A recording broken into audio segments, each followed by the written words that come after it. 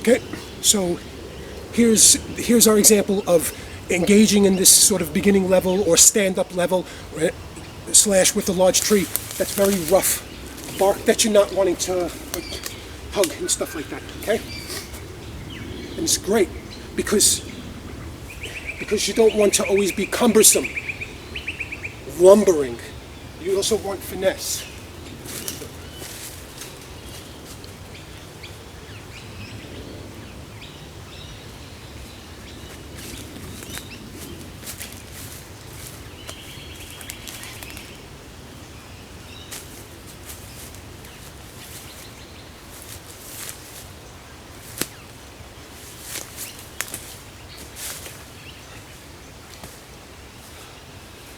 Oh, the vines want to play. Oh, and they're very, very playful. Of course they do. They would love a session where we get all tangled up.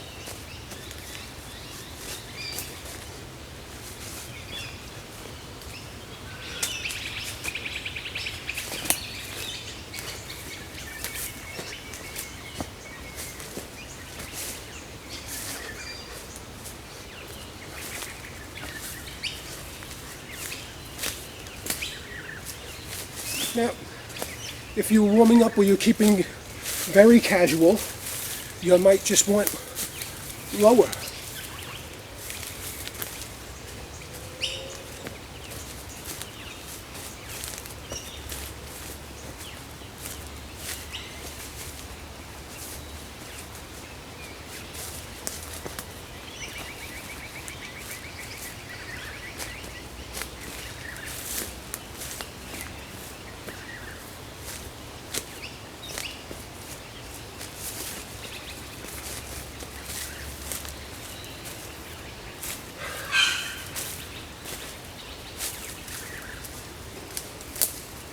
Over here,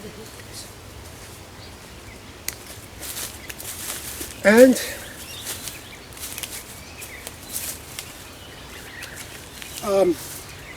feeling good about yourself. Maybe it turns out that the trunk is very favorable and you guys are having a really good time. So what do I have here? Now, you don't have to go, you're not going to the level that you're not going at the hardcore level yet, but you're using the same concepts about position, even though, okay, so same concepts, you're trying to qualify stuff, right? Let go, using leverage, and force, in,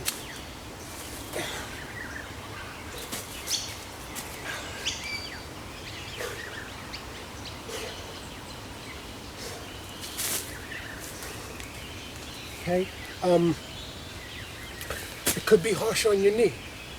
When I was doing a lot of landscaping, gardening stuff, I had knee pads, for sure. This way I can actually enjoy the process and get, more thorough with it than to spend the whole entire time with a certain percentage just guarding my knees or limiting myself.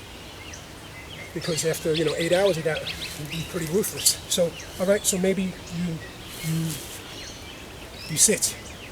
And sitting is really great as well, because now you're taking away a lot of the leverage that your legs give you. And now you're forcing, or you're going to rely on an upper body a lot more as well. And that's great practice as well, because eventually your body's going to compensate and start getting you that twists and the torques and stuff. Okay. Different. Now, we're sort of on a hill, but you could use these to your advantage if you have them. Sure. Okay? Sure. Let's say my whole point is to not get on your knees. Okay?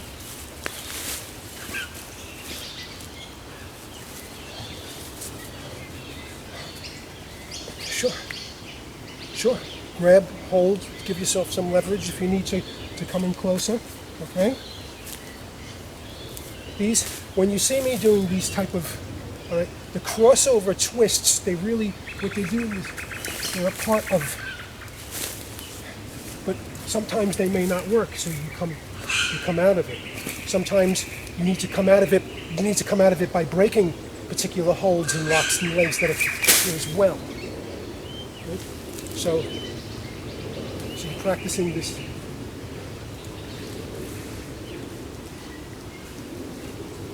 Okay, and if you feel good enough, all right, so you've hit the ground. Use your leverage, get close.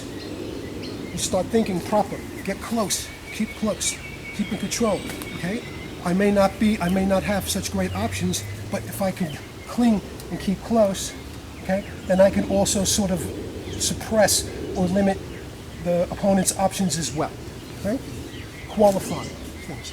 The knee, I may have to get the knee, I may have to be in, okay, to block. Okay, and this, sometimes you're thinking, all right, and this one's a great one, is for working out the gut and stuff. And I do all these kind of drills, okay? Very nice, huh?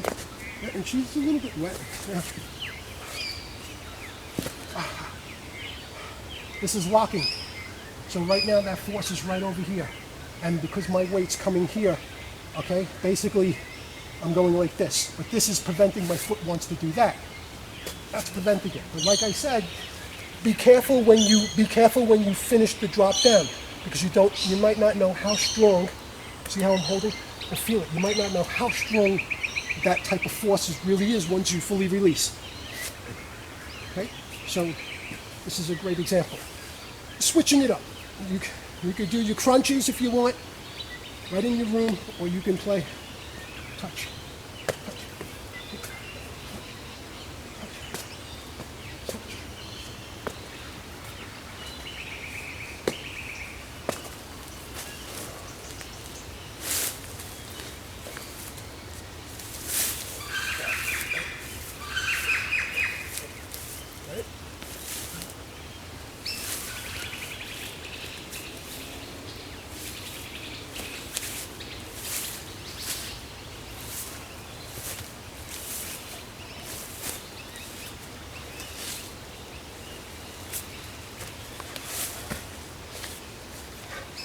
And that, I don't know, but let's just say that looked really nice and effortless, the rise up, okay? That's all mini tapping into the leverage of the tree. So it wasn't entirely, okay? But what it is, okay, you see that first? Let me show you again. Okay?